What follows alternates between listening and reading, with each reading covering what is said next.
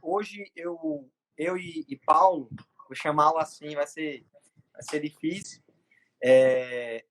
Já tinha iniciado algumas discussões com algumas pessoas na semana passada, tentando analisar um pouco do impacto disso tudo que nós estamos vivendo. Na semana passada, eu conversei com o Wilson, Paulo, sobre os impactos no mercado dessa pandemia. Essa migração que existiu de uma forma muito rápida, praticamente do dia para a noite. As empresas, para continuarem operando, precisaram vir para o mundo digital, e isso trouxe um impacto muito grande. A gente até discutiu acerca de um novo normal sobre o mercado. O perfil do consumidor também está mudando. Era uma tendência que já vinha acontecendo e o mercado de trabalho praticamente não ficou de fora disso, né? Se o perfil do consumidor mudou, a demanda mudou, então possivelmente lá na ponta a maneira de se trabalhar, as habilidades que se exigem dos empregados, ela também mudou um pouco, né?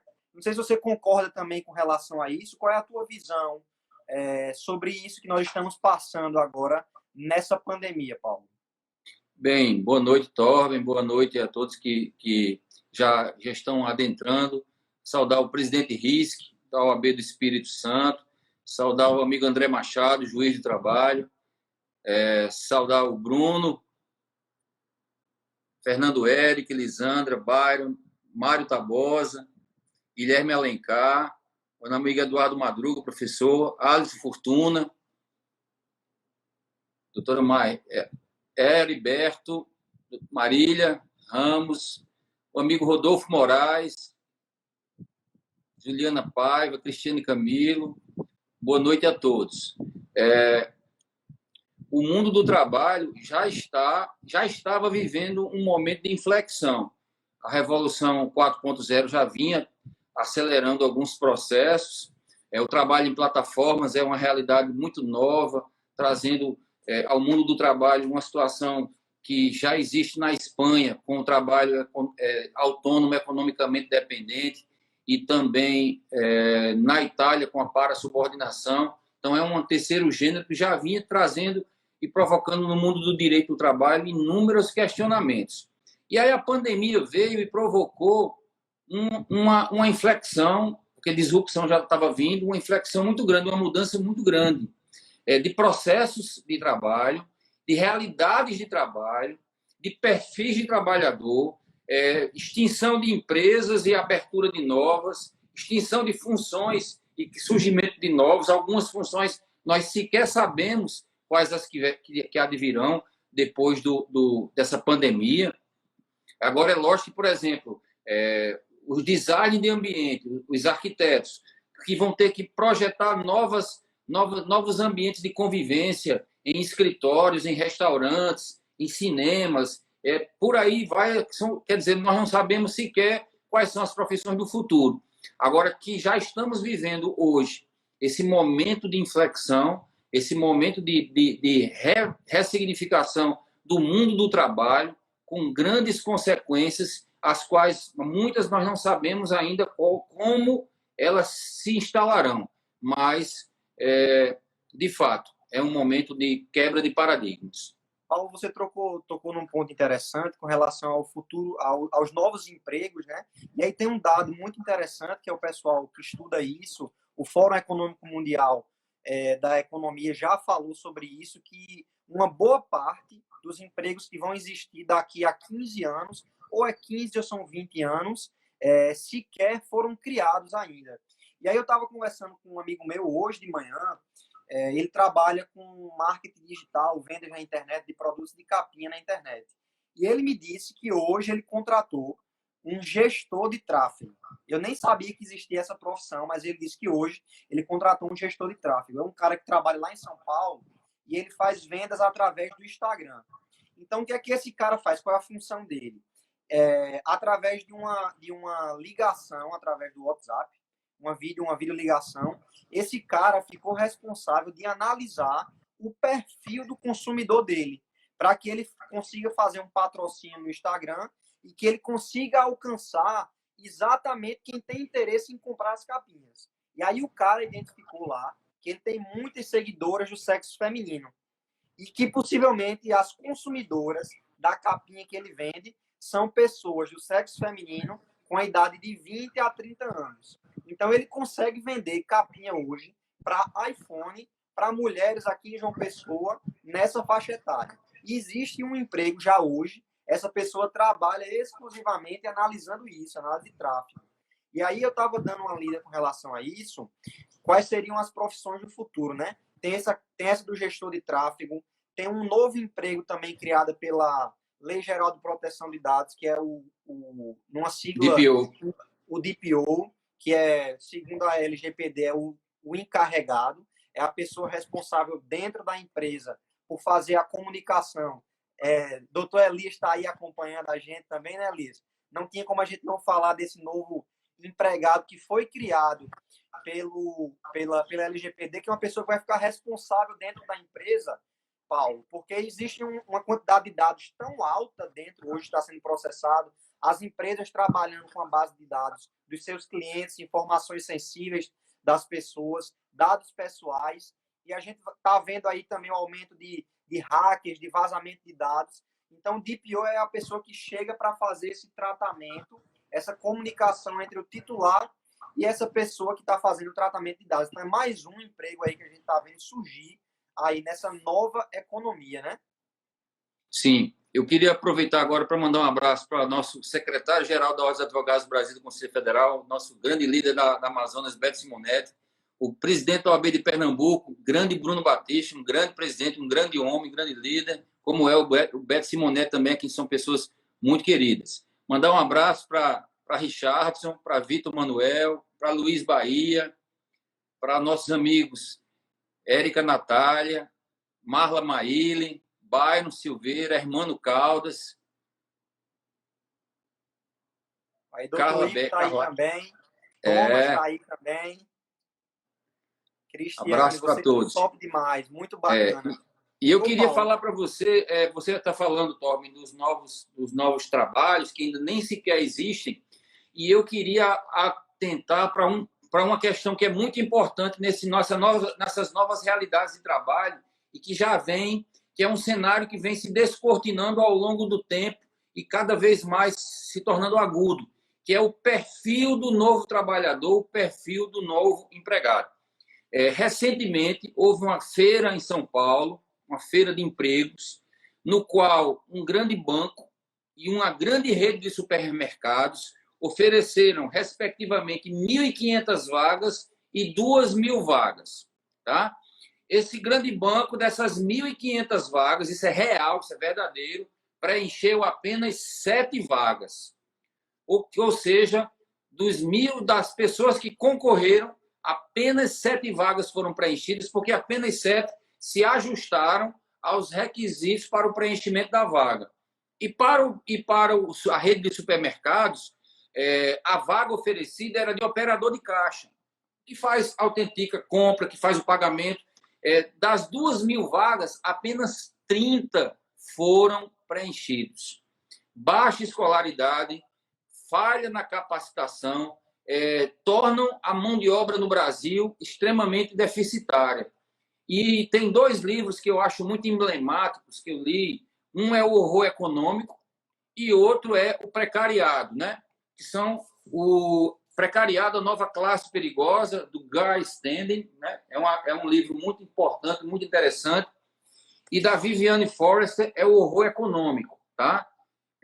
Esses 2 livros, eles falam da exclusão de uma multidão de pessoas que não conseguem se ajustar às novas realidades de trabalho, seja pelo implemento tecnológico, seja pelas novas realidades. Então, o que eu fico preocupado é que, após a pandemia, haverá um contingente muito grande de pessoas que ficará à margem. A gente não pode ficar contente com a realidade dessa, né? Agora, infelizmente, determinadas empresas fecharão, porque não haverá mais trabalho para elas, as demissões serão consequência, algumas terão que, de fato, mandar embora, porque houve perda de arrecadação, perda de receita, e não há como manter a própria atividade, quanto mais os postos de trabalho. Então, é uma realidade que vai exigir cada vez mais uma mimetização, uma simbiose, um desenvolvimento onde o novo trabalhador precisa ele ter hoje perfil que se ajuste a novas realidades. Ele vai ter que poder dialogar com as redes sociais, ele vai ter que ter habilidades interdisciplinares de uma boa comunicação, ou seja, ele vai ter que saber vender muito bem o produto. Você falou do seu amigo, e agora, recentemente, muitas empresas de confecção, de sapatos, de produtos, estão fazendo com que os seus vendedores eles migrem para as redes sociais para se tornarem influenciadores digitais para vender para os produtos para as próprias empresas. Quer dizer, quebra um paradigma do vendedor que está na loja esperando que o cliente vá. Então, isso está acontecendo muito. Vendedores físicos se tornando influenciadores digitais para alcançar a venda do produto. Agora, é óbvio que atividades seculares... Deixa eu fazer só um comentário com relação a isso aí. É uma estratégia muito interessante para a empresa, porque termina que, por exemplo, todo mundo hoje praticamente tem uma rede social e tem um mínimo de engajamento de amigos, de familiares, e termina que as empresas que se utilizam das redes sociais dos seus empregados, elas também alcançam algumas pessoas que elas não alcançariam, que não iam na loja, né? Então, bacana essa nova habilidade aí que você falou, que as empresas estão passando já a exigir, né? E a Adalto deixou um comentário interessante aqui, ó, ele falou, certamente, doutor Paulo, numa realidade em que a aproximação com a tecnologia é fundamental, tendo inclusive a linguagem de programação como o novo inglês. O déficit dessa capacitação será ainda maior. Adalto falou um ponto interessante aí. Eu me lembro, Paulo, quando eu era pequeno, o pessoal falava que quem não falasse inglês estaria excluído do mercado de trabalho, porque não haveria espaço para quem não falasse inglês. E aí, hoje, o que a gente está vendo essa habilidade de falar outro idioma, hoje ela praticamente ficou superada, né? Praticamente ali é o essencial. Então, a gente já começa a ver agora. Marcela está trazendo outro ponto interessante aí, a questão de habilidades emocionais atreladas ao conhecimento acadêmico.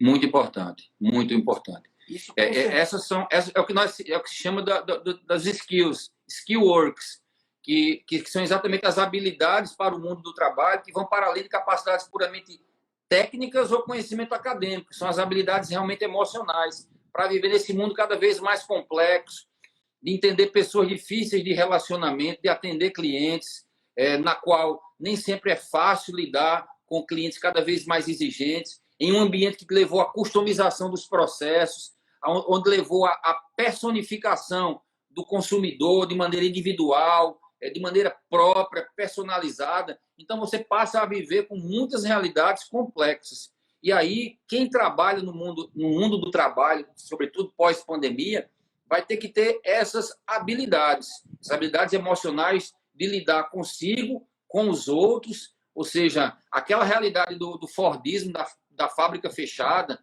de cumprir um expediente num determinado horário, é algo que está realmente para trás. E como é que você vê essa realidade das empresas pós-pandemia? Como é que você vê o surgimento de umas, a extinção de outras? Você vê como uma consequência da derrocada econômica, do aumento do desemprego, ou desses ajustes que estão sendo feitos nos nossos próprios perfis, não é? O que é que você vê dessa mudança nas regras, na vida das empresas e das próprias empresas? Paulo, eu vinha notando que, falando aqui no Brasil, né, eu tinha a impressão, e talvez os dados oficiais do governo confirmem isso, que a gente vinha cada vez mais diminuindo o índice de desemprego aqui.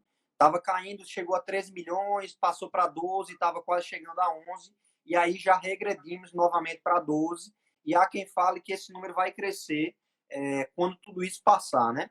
Então, assim, a gente vinha praticamente saindo de um cenário de crise aqui no Brasil, e me parece que o mercado estava começando a absorver esses desempregados, seja no mercado informal, pessoas que começavam a trabalhar nos aplicativos como Uber, como o Airbnb e outros aplicativos que geraram esses empregos informais, mas de alguma maneira estava começando a haver uma certa absorção ainda que lenta, dessa rede aí de não empregados, né? E aí essa crise sanitária veio, pegou em cheio as empresas e já está se convertendo também uma crise sanitária numa crise econômica. Mas tem um dado interessante que eu estava lendo sobre isso, Paulo, essa semana. Enquanto muitas empresas diminuíram, e a gente viu assim um cenário praticamente de caos nos Estados Unidos, porque do dia para a noite a gente viu um índice de desemprego que estava praticamente zerado, chegou a um índice histórico o melhor que existiu. Do dia para a noite, eles atingiram a quantia de 25 milhões de desempregados. Estavam pedindo o seguro-desemprego lá nos Estados Unidos. Tudo bem que é uma legislação mais diferente aqui da nossa, que não é tão protetiva para o empregado, né? Mas, assim, enquanto a gente viu um índice de desemprego explodir, a gente viu a Amazon, que é uma empresa que trabalha com varejo eletrônico, ela contratou 100 mil pessoas nessa pandemia, né? Então, assim, a gente vê o mercado meio que se amoldando um pouco com relação a isso, né? E eu estava conversando com alguns amigos, Paulo, essa é a primeira crise que eu conscientemente passo. Tenho 26 anos, não me recordo bem da crise de 2008, da crise de 2012, você já passou, tem mais propriedade para falar sobre isso do que eu. Mas eu tenho a impressão que a história tende a se repetir, né? A gente vive um caos no começo, mas depois as coisas vão se amoldando, né? E depois, de alguma maneira, a sociedade ela consegue se amoldar às novas demandas, às novas realidades, às novas necessidades. Você concorda com isso que eu estou falando ou tem algum ponto que você queria divergir aí? Não, de maneira alguma, eu concordo e até mesmo complemento o que você falou com a pergunta de André Machado, né? O juiz de trabalho André Machado Cavalcante. A pandemia da Covid-19 vai acelerar a Revolução 4.0 com o surgimento de muitos postos de trabalho até então inexistentes em razão da transformação da demanda. É exatamente isso que você falou. A Amazon contratou 100 mil e abriu mais 65 mil postos de trabalho. Então, determinadas atividades vão se extinguir e os respectivos postos de trabalho vão extinguir. Aquela marcha que vinha sendo implantada pela Revolução 4.0 vai fazer com que determinadas atividades empresariais se tornem obsoletas e vão surgir novos postos de trabalho. E dentro de uma nova perspectiva também, Torben. Porque, por exemplo, o desemprego do Brasil formal, de carteira assinada, ele estava aumentando, mas não estava havendo uma perda de renda tão grande, porque as pessoas estavam migrando para outros tipos de trabalho, estavam entrando naquilo que se chama da livre iniciativa, estavam virando empreendedores, estavam descobrindo, exatamente porque a Revolução 4.0 estava extinguindo determinados postos de trabalho, e isso é inexorável. Na primeira Revolução Industrial, se jogavam pedras nos trens a vapor. Lógico que quando houve a luz elétrica, os acendedores de lampiões das ruas perderam o trabalho. Isso aí, infelizmente, não tem para onde correr. Da mesma maneira, isso acontece nas atividades econômicas. Há esse mimetismo econômico, no qual quem não estiver atento para onde está soprando o vento, corre o risco de falecer. O exemplo da Kodak é muito sintomático. Uma empresa que há 20 anos ela era líder de mercado em máquinas e filmes e hoje não existe mais no ponto que era da potência. Por quê? Porque não soube entender a transformação do tempo, não soube perceber para onde é que o mundo ia. Do mesmo jeito, os postos de trabalho têm que perceber isso, as pessoas, e isso não tem a ver com idade. Temos que entender que esse Admirável Mundo Novo, né, que é um livro de Aldous Huxley, ele fala de que é preciso que estejamos antenados com essa nova transformação e estejamos também buscando quais são as habilidades necessárias para que possa estarmos adequados, que é o que Andressa também fala, né? A pandemia, ela aprofundou ainda mais o que a Revolução 4.0 estava trazendo. Ela provocou um aceleramento muito grande. Eu estava me lembrando, eu estou dando aula na faculdade, hoje, por uma plataforma EAD. Acabei da aula hoje, 7h40 eu acabei a aula, no horário normal da faculdade, só que a plataforma de EAD da faculdade que eu ensino já existia. Só que nós usávamos outras funcionalidades dela e não a plataforma EAD. Eu tive que me adaptar, eu e muitos outros amigos, professores e professoras, tivemos que nos adaptar e aprender como interagir com a plataforma, com os alunos também. E a aula hoje ela é dada presencialmente, não é uma aula gravada, é uma aula virtual, mas é a aula que eu interajo com os alunos e tive que aprender a lidar com a plataforma, como os alunos também. Então, são situações que quem não acompanha, quem não se ajusta a essa nova realidade, fica para trás, né? É algo muito, muito importante. E como é que você vê essa necessária? E eu queria fazer uma pergunta também muito interessante, né? Hoje se diz que com a pandemia houve o fim do liberalismo, o fim do capitalismo, porque o Estado ele teve que assumir as rédeas da condução da crise, socorrer empresas e socorrer pessoas. Isso provocaria o fim do capitalismo, o fim da economia liberal. Como é que você vê isso diante desse cenário?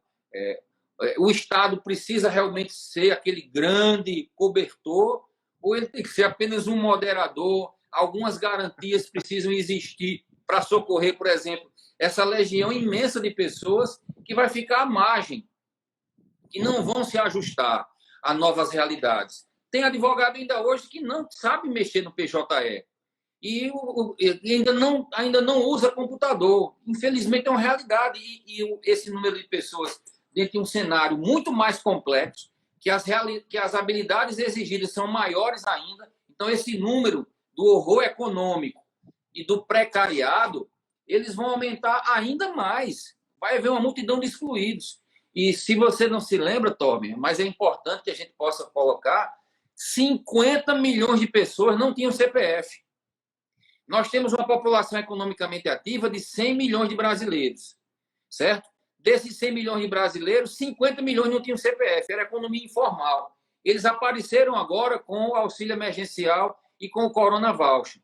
Aí, quando acabar o Corona Voucher, quando acabar o auxílio emergencial, essas pessoas vão voltar a depender apenas delas. E aí, o olhar que eu queria é o olhar na qual a gente tem que se preocupar em se ajustar às novas realidades, na qual a gente pode se preocupar e deve se preocupar em nos adaptarmos, mas qual o modelo de nação, o modelo de Estado que queremos para essas pessoas que, infelizmente, não vão se ajustar? O que é que a gente pode ter enquanto modelo de Estado, enquanto modelo de país para essas pessoas? Essa é uma pergunta aí, além de complexa, polêmica, viu? No mestrado, eu tive a oportunidade de ler um livro chamado Capital. Ele foi escrito por Thomas Piketty e ele faz uma análise dos estados desde o século XIX ao século XXI. E o que é que você consegue perceber quando você analisa a história? Ora, os estados eles tendem a ser mais sociais, e aí vê o surgimento do Estado Social no início. Estado de bem-estar social. E em um momento você tem o fortalecimento de um Estado mais social, mais assistencialista, e em outros você tem o desenvolvimento de estados mais liberais, com os mercados assumindo o controle e o protagonismo das decisões políticas. E aí, desde o século XIX ao século XXI, Thomas Piketty demonstra que é meio que um pêndulo. Ora, os estados estão mais liberais, ora, eles estão mais socialistas. Eu acredito que essa leva liberal, neoliberal, como os historiadores estão chamando, ela está sendo fortemente capitaneada pelos Estados Unidos, né? Na eleição de Donald Trump, a gente viu crescer até mesmo aqui na América Latina, a Argentina com a eleição de Macri, os estados começaram a seguir uma tendência mais liberal. E me parece que a política de Paulo Guedes, diferentemente da ideologia do presidente, ela é de uma linha mais liberal. E aí, como você falou aí, em momentos como esse, né, de uma crise econômica severa, de altos índices de desemprego, não vejo outra alternativa a não ser um Estado assistencialista, né? Inclusive, a política econômica do país estava seguindo um rumo, ela praticamente teve que voltar aí atrás, né? Esse Corona Voucher, ele é, assim, totalmente o oposto de uma política liberal, é uma política que vai na linha de assistir os necessitados, inclusive porque o consumo, enquanto um forte motor de qualquer economia, de qualquer país, né? Se as pessoas não têm poder de compra, então, por exemplo, uma pessoa não vai comprar um medicamento na farmácia, se a farmácia não está vendendo remédio, então ela também não vai precisar de um farmacêutico, ela não vai precisar de um vigia na porta, ela vai fechar as portas. Então, todo mundo é atingido por conta dessa falta de consumo, né? Então, esse Corona Voucher, que é uma política assistencialista do governo, ela vai também, em último caso, atender e proteger as empresas, né? A sociedade, porque, assim, se existe algum consumo que a gente está tendo agora, eu atribuo uma certa parcela aí de crédito a esse Corona Voucher que está acontecendo, que está injetando recursos aí na economia, né? Você pensa mais ou menos isso também, Paulo? Eu penso, inclusive, eu estava lendo um artigo do ex-ministro da Economia no governo Sarney, Maílson da Nóbrega, que é declaradamente liberal, né? No qual ele entendia que, escutando essas afirmações de que acabou o liberalismo acabou agora, e de que não era bem dessa forma. E eu também li uma economista inglesa, acho que é Nora Harris, que ela falava do capitalismo ético. Né? O que é o capitalismo ético? É um modo de produção, uma economia de mercado que permite a livre iniciativa, que permite as empresas florescerem, mas preservando quantidades mínimas de respeito às garantias sociais. É possível essa coexistência. O Estado mínimo não significa um Estado ausente. O Estado mínimo para poder assegurar um estado de bem-estar social mínimo. Porque o welfare state de Keynes, né, na qual o direito do trabalho viveu o seu auge na década de 50, ele perdeu lugar. Então, para vocês terem uma ideia, o seguro-desemprego em Portugal e na França era de 2 anos. Então, os jovens europeus não queriam mais trabalhar porque tinham um auxílio seguro-desemprego de 2 anos. Quem é que não quer viver com seguro-desemprego de 2 anos na Europa, em Paris, em Portugal? Então, estava gerando uma falta de apetite para o empreendedorismo. Então, tem que se dosar. Por quê? Porque houve um estado de bem-estar social, como é que nós podemos falar? Muito grande, exagerado. Então, tem que haver uma diminuição do tamanho do Estado, mas não que ele abandone determinadas prestações. E aí nós temos os países nórdicos, onde há uma arrecadação muito grande de impostos, mas com a devolução de serviços sociais de altíssima qualidade, gratuitos. Então, é nesse sentido que a gente tem que ter uma economia de mercado que permita a livre iniciativa, um Estado mínimo, menos intervenção na economia, mas não uma ausência completa de economia. Você falou da crise de 2009, né, que é a crise do subprime, onde houve o alavancamento das hipotecas, do mercado imobiliário, e que, quando quebrou, o Estado americano socorreu bancos, socorreu montadoras, e aí cunhou-se a seguinte frase: o capitalismo é interessante, ele privatiza os lucros, mas socializa os prejuízos.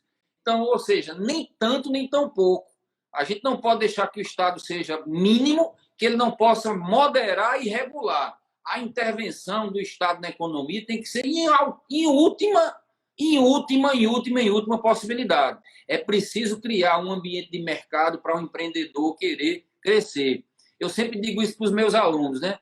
No Rio de Janeiro e em São Paulo, um concurso público para um jovem bacharel em Direito é a quinta alternativa. Na Paraíba é a primeira. Nos Estados Unidos, grande parte quer montar uma empresa na garagem, porque sabe que vai encontrar um ambiente favorável a desenvolver uma economia, desenvolver um empreendimento. O nosso país ainda vive essas bizarrices de não fornecer e não proporcionar um ambiente economicamente saudável para as empresas. Mas eu vejo, sim, como possível a coexistência de normas sociais e uma economia de mercado. Ô, Paulo, e mudando um pouquinho assim o assunto, voltando já também estritamente para essa questão do emprego, o que é que a gente está começando a perceber que está existindo? Eu não sei ainda dar uma opinião sobre qual seria a causa disso, e aí por conta disso eu queria te ouvir também um pouco. Inclusive, não sei se o livro O Precariado fala disso, mas o título sugestivo me levou a pensar que sim, é que a gente vê uma tendência de multi-empregos, né? Pessoas que têm um emprego fixo, que trabalham de carteira assinada em alguma empresa, trabalham ali suas 8 horas diárias, 44 horas semanais, mas que ainda assim essas pessoas elas começam a fazer motorista de Uber, entrega de comida, entendeu? E aí a gente começa a perceber que as pessoas hoje elas começam a ter mais de um emprego, seja para complementar a renda, seja porque estão desempregadas, e aí elas começam a trabalhar em mais de uma opção no mercado informal. Será que seria isso um novo normal? Assim, no futuro as pessoas tendem a ter mais de um emprego mesmo. Hoje você está prestando serviço para uma empresa, amanhã você já está de olho em outra empresa, e aí você está fazendo meio que um malabarismo ali. Como é que você enxerga isso? Você acha que isso veio para ficar ou você acha que é algo temporário? Essa questão do multi-emprego. Eu não falo nem do multi-emprego, eu falo do multitrabalho e falo do fim do emprego. Porque Domenico De Masi, ele já falava, né, o escritor italiano, ele já falava do fim do emprego como conhecemos. E a sociedade pós-industrial, ela traz exatamente essas realidades, e o trabalho nas plataformas, no Uber, no Rappi e em outras plataformas, já traz uma nova realidade de trabalho, onde trabalhar 8 horas por dia numa determinada fábrica já está sendo, ou num determinado emprego, já é algo que não preenche mais, e muitas pessoas estão migrando para trabalhos, seja por força de uma mudança nas empresas, sobretudo com a transformação do trabalho para uma inteligência artificial que suprime de maneira muito rápida os trabalhos, seja pelas próprias plataformas, que a gente pensa que a plataforma é só Uber, é só Airbnb. Não. Tem plataformas de trabalhadores, de designers gráficos, de engenheiros, de várias pessoas que entram nas plataformas para disputar trabalhos autônomos com outras pessoas e pegam o trabalho e de suas casas trabalham realmente. Né? Então, isso daí é um cenário que já vem acontecendo. E, repito, com a pandemia houve uma inflexão mais rígida, mais forte nessa perspectiva. E é importante que nós tenhamos exatamente essa percepção para que não fiquemos à margem do caminho, né? Andressa Maia está falando aí que o STF já instaurou o home office até janeiro de 2021. O Twitter não prorrogou até 2021, não. Ele não vai ter mais ninguém trabalhando dentro da empresa do Twitter. Só quem vai fazer a manutenção predial, ou seja, o faxineiro, o zelador, o eletricista, o pessoal que trabalha no Twitter mesmo vai trabalhar agora em home office. Quem não tinha um espaço em sua casa pronto para trabalhar, está tendo que construir isso de maneira muito rápida, né? Porque home office, as pessoas pensam que é só trabalhar em casa. Não. É preciso que na sua casa tenha um ambiente preparado para que você possa trabalhar. Então, a pandemia teve que fazer muita gente se construir dentro de casa, pegar um lugar, um espaço para trabalhar, para que não haja essa defasagem. Paulo, então, oi. Pode concluir. Não, é exatamente isso que eu estava falando, né? Então, vai haver esse cenário de mudança profunda. Agora, eu quero deixar claro que nós temos 2 Brasis. Temos o Brasil que vai sofrer as mudanças da pandemia e sua aceleração, com tudo isso que estamos falando, fazer compras pelo James, né, que é o aplicativo do Pão de Açúcar, que agora, quando a gente vai no supermercado, o que tem de gente com a camisa do aplicativo fazendo a feira no lugar das pessoas, muito grande. Os mototaxistas também ampliam. Então, tem muitas situações que são novas. Mas tem outras, Torben, que vão continuar como sempre. São trabalhos que não estão dentro dessa nova realidade. São pessoas que não têm nem CPF. Sem CPF, você não consegue comprar um telefone, uma linha telefônica, você não existe sem CPF. Você é invisível. Então, essas pessoas, elas não vão ter a inclusão digital do qual a Adalto fala. Né? E Fernanda Nóbrega, minha amiga promotora de justiça lá em Pernambuco, sabe muito bem do que eu estou falando. O promotor de justiça tem um contato muito grande com a realidade. Né? Então, são dois países no qual a gente fala uma realidade que muitos entendem, mas outras pessoas não sabem nem sequer do que nós estamos falando, porque elas vivem um outro cenário.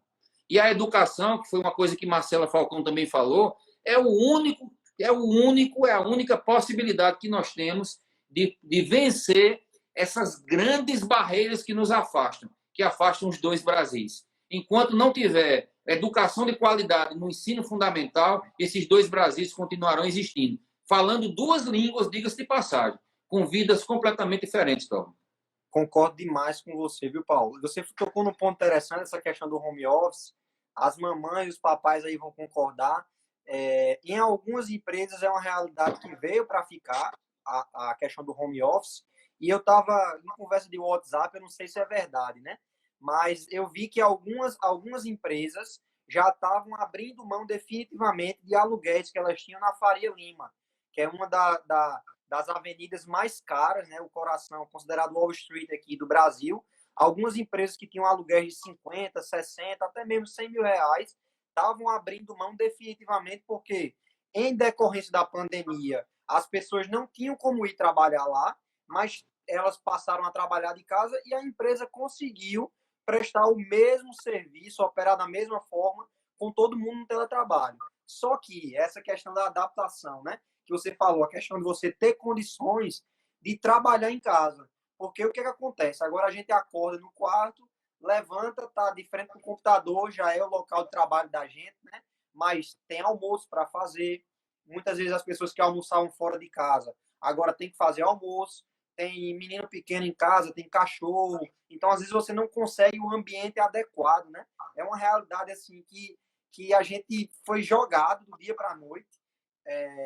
90% das pessoas não tinham, talvez, condições de absorver isso, né? Mas, assim, é uma adaptação que a gente praticamente tem que fazer, trocar a roda, né? Com o carro andando, né? Andressa até colocou aí, Elias colocou aí, a adoção do home office nas empresas vai gerar reflexo até quem vive de aluguéis nos grandes, até para quem vive de aluguéis nos grandes centros. Com certeza, concordo demais com Elias. Doutora Fernanda também colocou aí videoaula com os filhos. Isso é verdade. Minha tia, que tem dois filhos pequenos, ela praticamente dedica 4 a 5 horas do dia dela a ensinar os filhos. Meu tio também tem menino pequeno, passa por isso. Então, assim, é uma realidade que a gente foi jogada nela, né? Não sabemos ainda quem é que vai adotar isso. Tem algumas empresas que dizem que sim, que vão ficar definitivamente com isso, e outras empresas que vai ser algo temporário, né? Mas assim, eu tenho simpatia com o home office. Eu tendo a achar ele benéfico em alguns casos, né? Tem casos que você não tem como implementar, mas, por exemplo, quando você vai para grandes centros como São Paulo, se você parar para pensar que tem pessoas que gastam de 2 a 3 horas por dia somente se deslocando para o local de trabalho, assim, quer dizer, se você colocar isso numa escala de anos, quanto tempo da vida daquela pessoa ela gastou somente indo e voltando do trabalho, né? Assim, é uma qualidade de vida que você perde, é incomensurável, né? Torben, eu quero aproveitar a pergunta de Mário Tabosa. Como vocês veem a operacionalização da advocacia no pós-pandemia, dentro dessa visão do home office, inclusive quanto ao atendimento de clientes? Mário, isso está mais ou menos dentro daquilo que eu respondi. Tem determinados... Um mesmo advogado, tem clientes que vão poder... ele vai poder atender por home office e o cliente vai poder se comunicar, mandar documentos, fazer uma videoconferência, somente ele, porque o cliente também tem essa condição. Mas, por exemplo, eu me lembro agora da advocacia previdenciária. O doutor Ivo Castelo Branco, que deve estar nos assistindo. A advocacia previdenciária e a defensoria pública trabalham diretamente com pessoas pobres, com pessoas de baixa capacidade financeira, que não tem nem sequer telefone, que tem que se deslocar para o local de trabalho do advogado, marcar uma reunião com ele. Ou seja, para umas pessoas, aí vem o reflexo dos dois Brasis, entendeu? No direito do trabalho também, muitos reclamantes também estão dentro dessa mesma perspectiva. Nem todos têm condições ou têm equipamentos para se comunicar com o advogado. E é uma coisa que eu também queria trazer, Mário. Muitos advogados não têm em suas casas condições de trabalhar. Eu estava vendo agora uma situação de uma advogada que ela e o esposo têm um computador dentro de casa. E quando começou o ensino à distância para os filhos, ficou o computador para ela e para os filhos, para o EAD, para o ensino à distância. Quer dizer, e tem muitos colegas que não têm em casa pessoas que podem trabalhar, né? Não tem em casa uma estrutura para trabalhar em home office. E aí tem que ir para os seus escritórios. E foi nesse sentido que a OAB da Paraíba ela entrou com a medida, com a mandado de segurança para assegurar o funcionamento dos escritórios. Não há nenhum paradoxo com a posição que a OAB tomou de pedir para se ficar em casa. É porque os escritórios precisam atender essas pessoas, porque o advogado não tem um lugar para atender, para escutar o que uma cliente vítima de violência doméstica sofreu, o que uma pessoa que vai te levar Sim. Então, essas situações elas não permitem que a sociedade possa ser atendida por um advogado, né? Agora, você fala especificamente em relação à realização de consultas com cobrança de honorários. Eu acho que não há nenhum problema, não, sabe? Porque o que o advogado ele transmite, Mário, é um conhecimento intelectual. Se esse conhecimento intelectual é transmitido ao vivo ou não, a questão do valor ele não vai tão interferir. É lógico que uma precificação leva em consideração o custo fixo, né? O custo fixo. Você coloca no preço a água, a luz, o ar-condicionado, funcionário, aquela coisa toda. Pode diminuir, mas também tem outras realidades que poderão surgir. Doutor Roberto Capistrano, que é advogado criminalista, sabe o que eu estou falando. Que está agora, inclusive, sem poder, os advogados criminalistas só podem ir aos presídios, às unidades prisionais, em situação excepcional. Se for realmente para conversar algo muito importante, aquele contato que havia permanente não está mais acontecendo. Então, são várias realidades, Mário, que afugentam a nossa situação, a nossa compreensão da realidade, porque nós vivemos em situações nem limítrofes, mas muito distantes, que tem que fazer com que cada caso nós tratemos de uma maneira e de uma abordagem própria. Não existe uma regra geral e uma fórmula para essa situação. E, caríssimo Tóbio, lhe devolvo a palavra. Pronto. Já está praticamente se encerrando essa live aqui, a limitação do Instagram. Eu queria saudar aí Antônio, que entrou, Matheus Duarte, Viviane Rodrigues também, concordou aí com Paulo Maia Júnior também está aí nos acompanhando, Isaura Santana, Leilane Valéria, doutor Ivo Castelo Branco, e deixaram uma pergunta aqui, Paulo Nascimento Silva, presidente, não acha que há, deixa eu ver aqui a pergunta dele, não acha que há muita gente, exigência do mercado com oferta de salários baixos? Outro ponto, as empresas não se esforçam para capacitar os seus empregados. Como é que você responderia essa pergunta, Paulo? Se há muita gente, se há muita exigência do mercado com oferta de salários baixos. A gente já até falou um pouco sobre isso, talvez seja uma das causas que leva à questão dos multi-empregos, né? Faz com que as pessoas tentem aí acumular uma jornada de trabalho para complementar a renda. Paulo perguntou isso. Queria acrescentar alguma coisa, Paulo? Eu queria acrescentar, Paulo, que ainda há situações em que há oferta de emprego com baixa procura, porque é uma baixa qualificação. É aquele exemplo que eu falei de que o Pão de Açúcar, acabei falando o nome da rede, o Pão de Açúcar ofereceu em São Paulo 2.000 vagas para operador de caixa. Só preencheram 30 vagas. Numa feira de emprego, que vai muita gente, aquela coisa, filas quilométricas. Só conseguiram preencher 30 vagas de 2.000 vagas de operador de caixa. Por quê? Quer dizer, há uma relação, até mesmo no nosso país, desigual de oferta e procura. Porque há demanda de emprego com pessoas sem qualificação.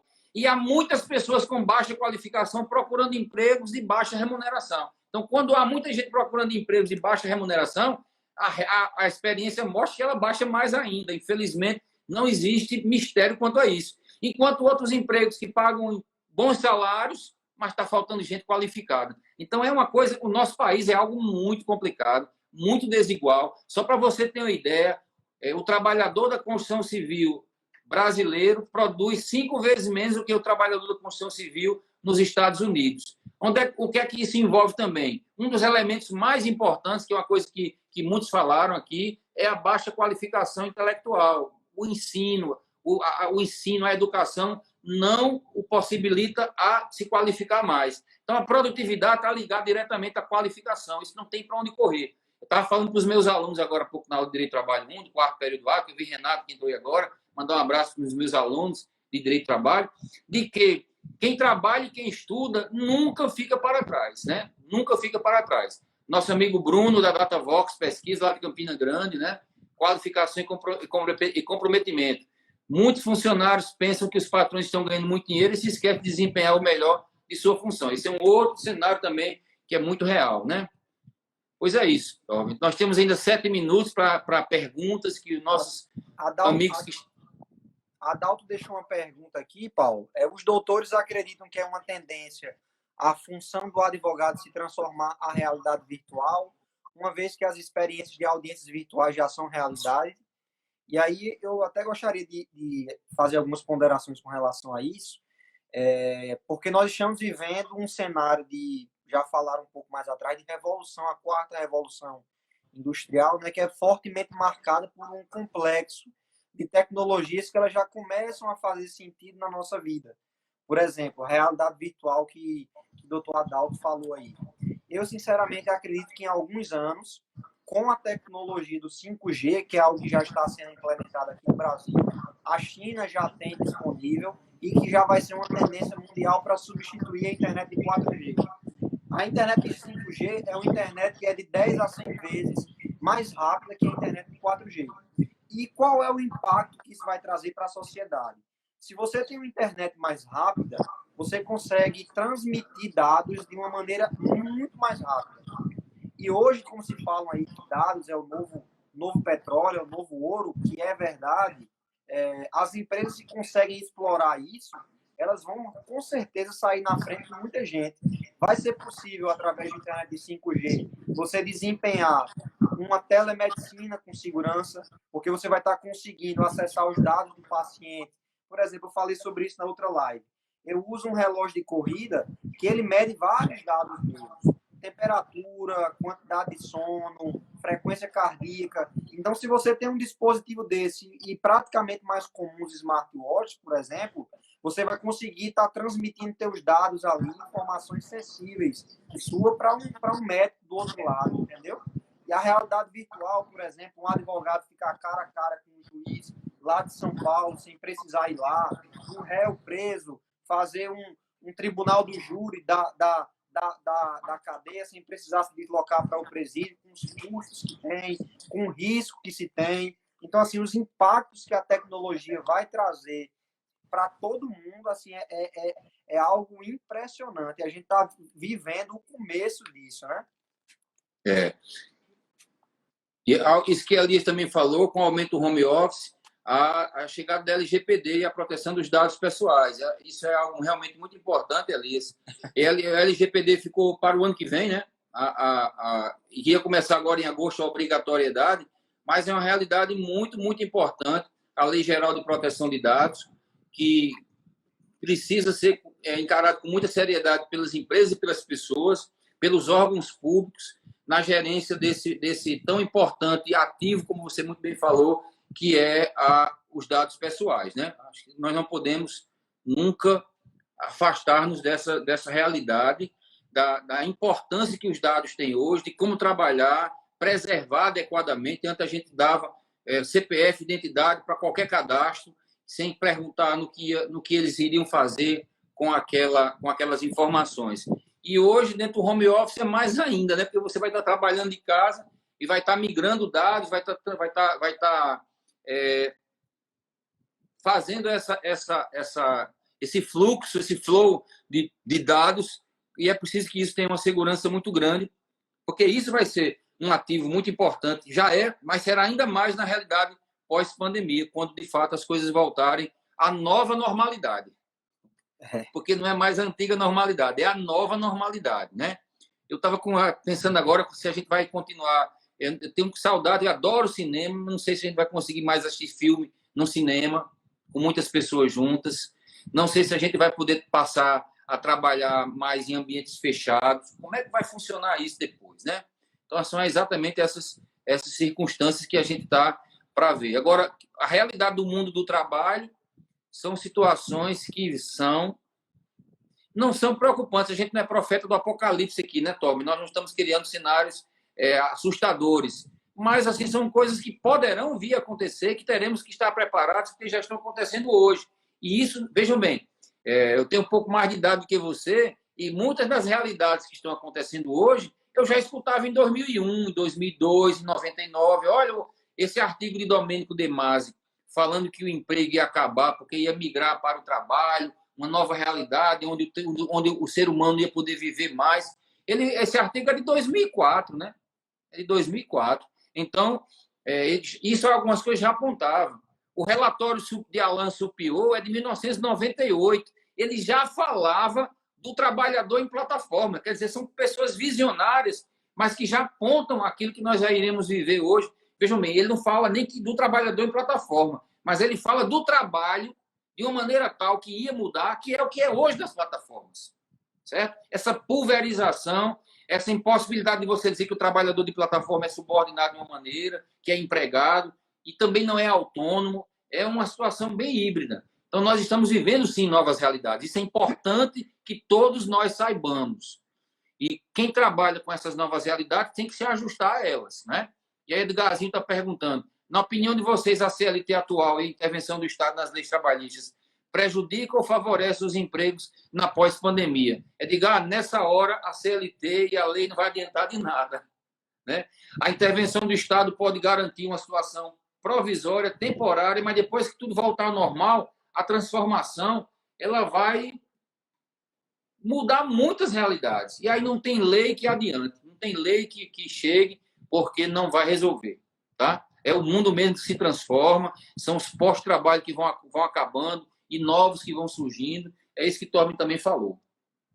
Então, Paulo, já se encaminhando aqui para os 60 minutos, eu queria agradecer a todo mundo que acompanhou essa live aí, o pessoal interagiu muito. Queria agradecer quem participou aí, quem achou alguma coisa, quem contribuiu. Abraço, Inácio. Sandra e Ricardo contribuiu aí, queria agradecer. Virtus Consultoria, que participou aí, grande consultor, obrigado pela audiência. Cristina e Camilo também participou, Marcela Falcão, só eu. Inácio Queiroz, que entrou agora, advogado criminalista, um grande abraço. Assis Toscano também. Isso, Marcela, só eu que não sou advogada. Doutor Elias também, Heloísa, José Mário da Bosa. Doutor Felipe Crisanto também está aí. Então, já se encaminhando aí para o final, para os agradecimentos, queria fazer alguma consideração, Paulo? Não, só responder José Wilton Fernandes que as comissões estão trabalhando normal, Wilton. Então, tem que se ajustar ao tempo de realidade virtual. Se você quiser entrar em qualquer uma delas, pode me mandar no privado, tá bom? Pronto, agradecer também Luiz Bahia de Almeida, Caio Soares também. Assis Toscano. Abraço para Caio. Edgarzinho, para Marcela, para André Machado, que participou da nossa live também, o juiz de trabalho, muito obrigado. Pelos Beto Simonetti, pelo presidente Risque, Leilane Soares está aí ainda. Ainda vou para o webinar da Comissão da Criança e do Adolescente. E em breve teremos uma live, né, Torben? Abraço para todos. O que rendeu bastante aí foi essa questão do fim dos empregos. A gente pode fazer uma live para debater isso daí. Pode, com certeza. Grande Marco Choi, meu presidente do Amazonas. Um abraço, meu amigo. Obrigado, então pessoal. Obrigadão pela audiência de todo mundo. Vamos divulgar e acompanhe nossas redes sociais. A gente está divulgando a nossa próxima live. Quem se interessou aí, vamos estar divulgando também no YouTube. Essa live vai ficar gravada aqui. Vamos divulgar no IGTV aí. e seguiremos. O que você vai tirar, se possível, da quarentena, Duarte, é que você pode se reinventar e aprender novas habilidades que vão ser necessárias. Grande abraço, Duarte. Forte abraço. Boa noite, pessoal. Boa noite.